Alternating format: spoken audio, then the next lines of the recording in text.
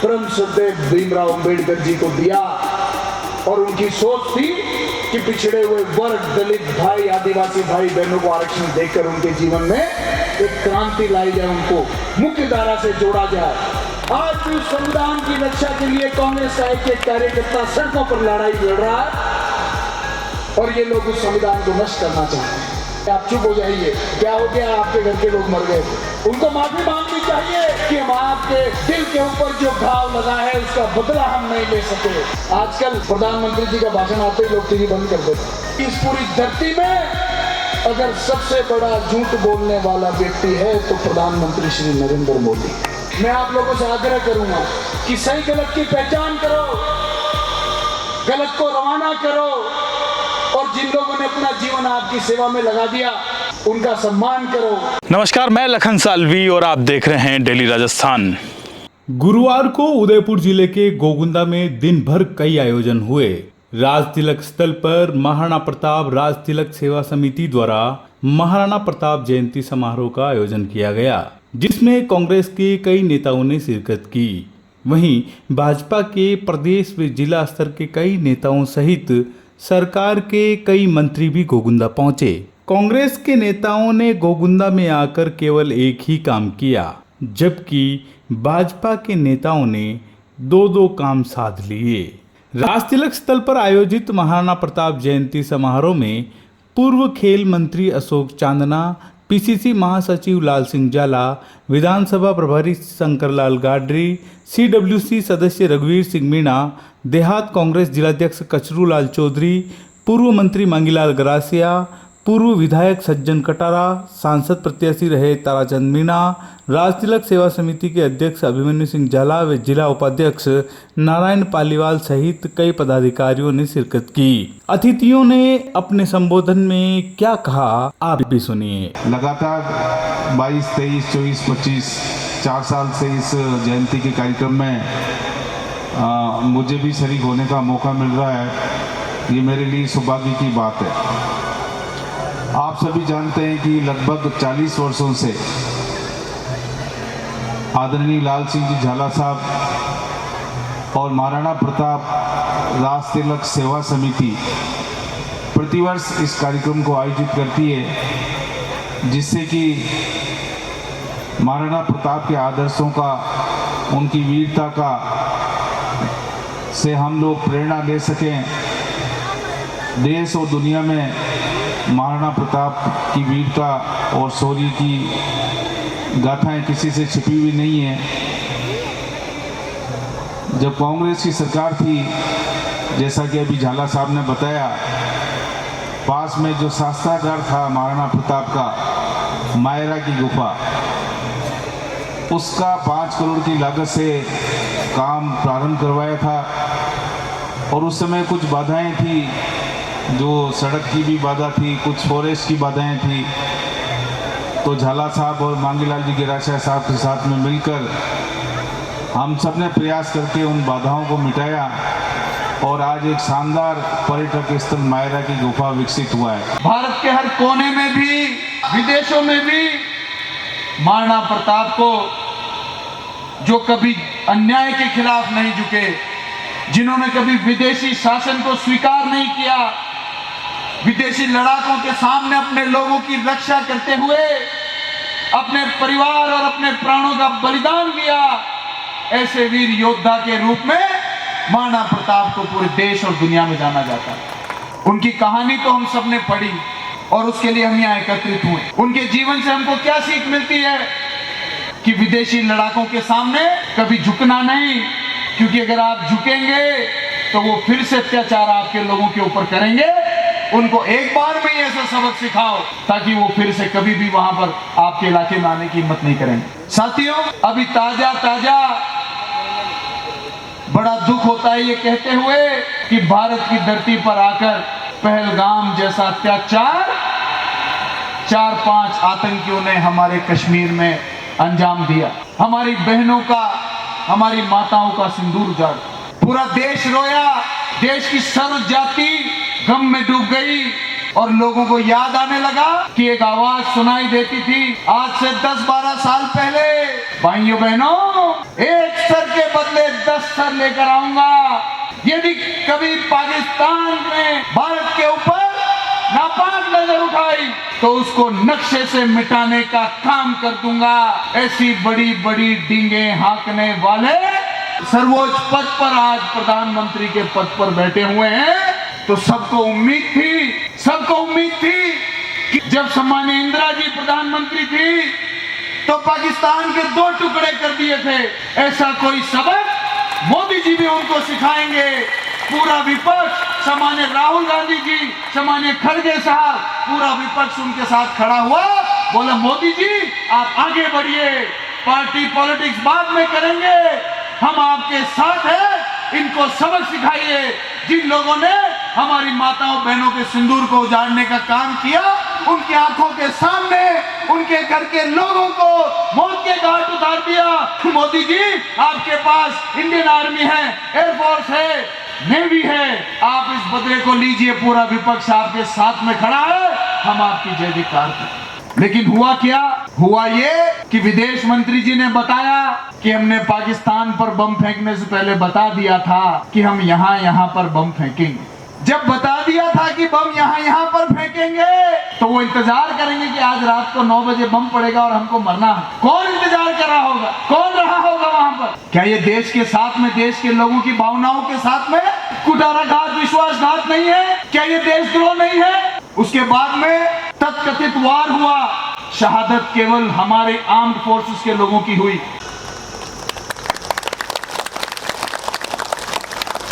लेकिन हुआ क्या? हुआ ये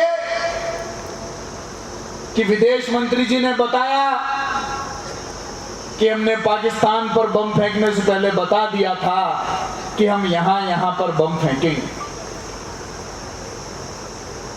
जब बता दिया था कि बम यहाँ पर फेंकेंगे तो वो इंतजार करेंगे कि आज रात को 9 बजे बम पड़ेगा और हमको मरना है। कौन इंतजार कर रहा होगा? कौन रहा होगा वहां पर?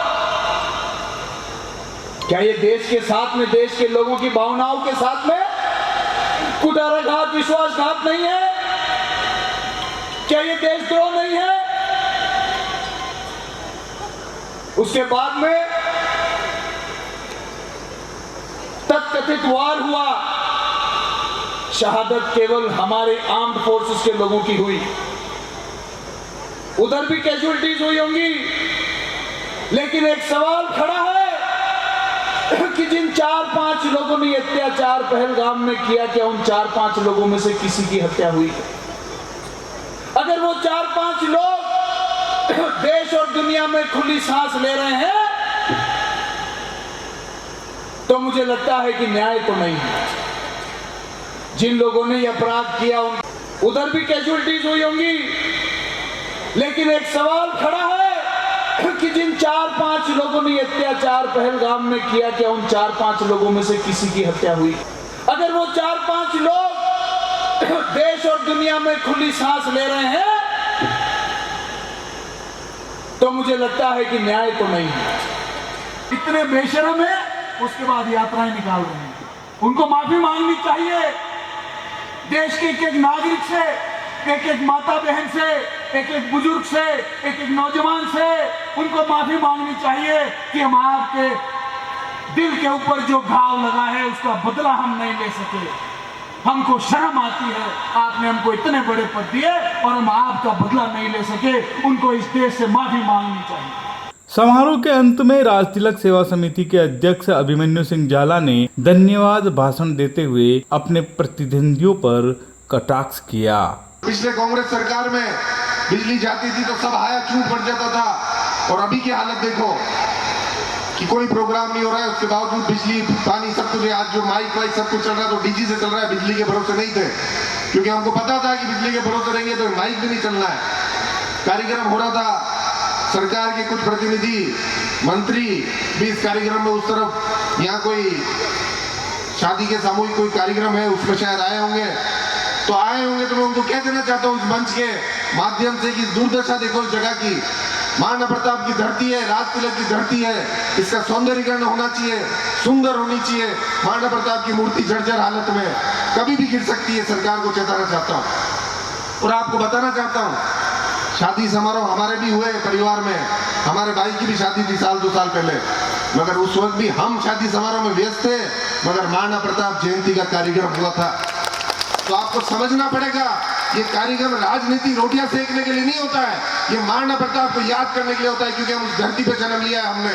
हमारा फर्ज बनता है कि महाराणा प्रताप का कार्यक्रम अच्छा होना चाहिए, नहीं कि मेरे घर में कोई शादी है इसलिए अभी कार्यक्रम नहीं होगा, 1-2 साल बाद जब चुनाव आ जाएगा तो फिर कार्यक्रम कर लेंगे, क्योंकि उस वक्त तो राजनीति वोट सेकना है, दुकान चलानी है, वोट चाहिए जनता के।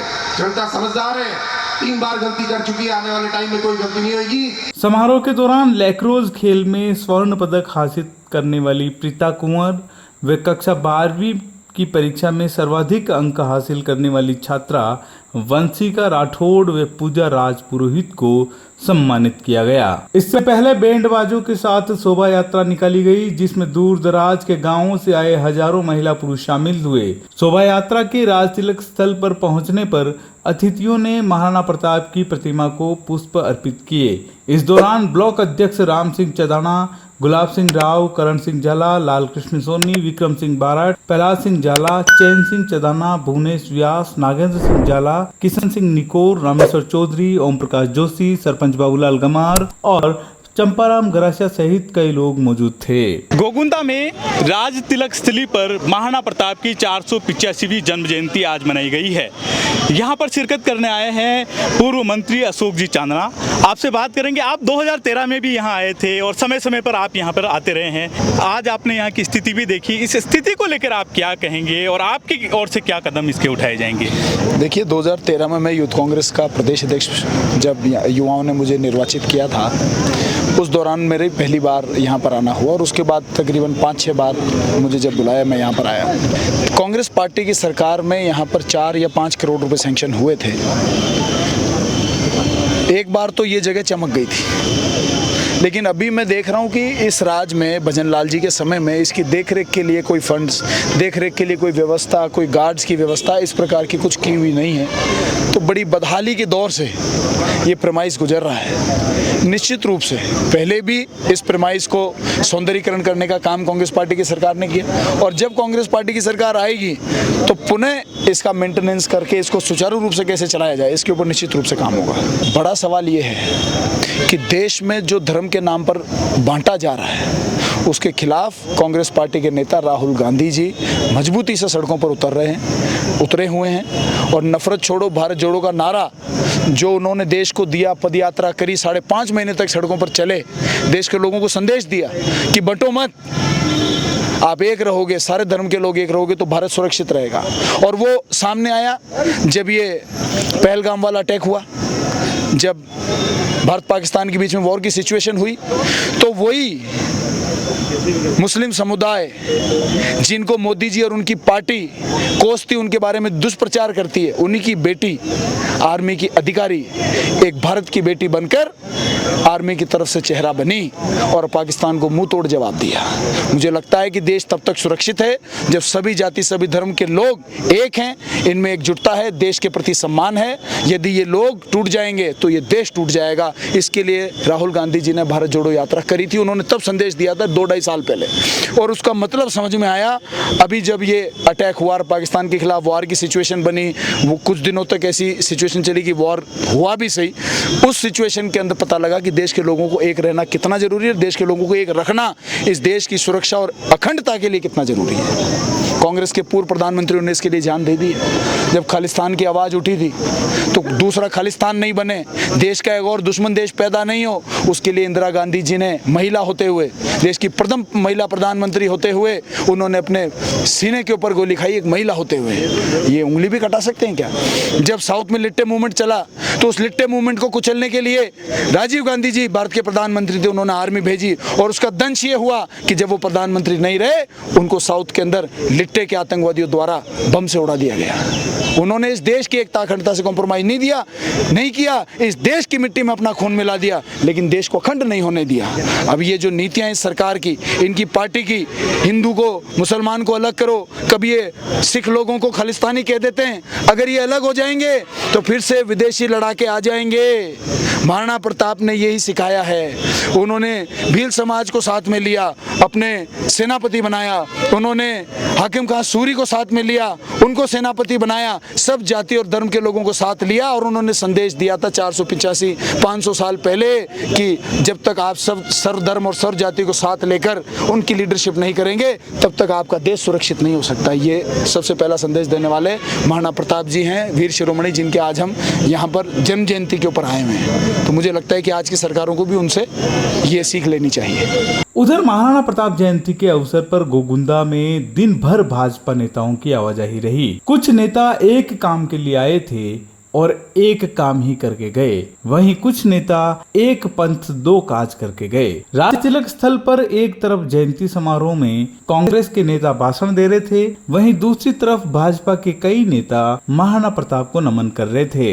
यहाँ प्रदेशाध्यक्ष मदन राठौड़, जनजाति कैबिनेट मंत्री बाबूलाल खराड़ी, सांसद मन्नालाल रावत व विधायक प्रताप लाल भील सहित भाजपा के पदाधिकारियों ने महाराणा प्रताप को नमन कर पुष्प अर्पित किए। राज तिलक स्थल पर भाजपा मंडल के पदाधिकारियों और कार्यकर्ताओं ने प्रदेशाध्यक्ष सहित अतिथियों का ऊपरने ओढ़ाकर स्वागत किया। इस दौरान पूर्व देहात जिलाध्यक्ष भंवर सिंह पंवार, उप प्रधान लक्ष्मण सिंह जाला, युवा मोर्चा के जिला उपाध्यक्ष किशन मेघवाल, मंडल संयोजक डीसी मेघवाल, नांदेशमा मंडल अध्यक्ष नवल सिंह चदाना, ओबीसी मोर्चा के मंडल अध्यक्ष सुरेश सोनी, वार्ड पंच कमलेश तेली व युवा नेता अशोक जोशी सहित भाजपा के कई पदाधिकारी व कार्यकर्ता मौजूद थे। यहाँ से सभी समीप में स्थित भाजपा के देहात जिलाध्यक्ष पुष्कर तेली के घर गए। वहाँ पुष्कर तेली के छोटे भाई धर्मेश तेली के वैवाहिक कार्यक्रम में शिरकत की। विधानसभा अध्यक्ष वासुदेव देवनानी, पूर्व प्रदेशाध्यक्ष सतीश पूनिया, ग्रामीण विधायक फूल सिंह मीणा, सहकारिता मंत्री गौतम दत्त, गृह राज्य मंत्री जवाहर सिंह बैढ़म, प्रदेश मंत्री भूपेंद्र सैनी, श्रीचंद कृपलानी, उदयलाल डांगी सहित कई नेता धर्मेश तेली को आशीर्वाद देने पहुंचे। इस प्रकार भाजपा के नेताओं ने एक पंथ दो काज कर लिए। अब वीडियो को लाइक कीजिए, चैनल को सब्सक्राइब कीजिए और मुझे दीजिए इजाजत। फिर मिलते हैं अगले वीडियो में।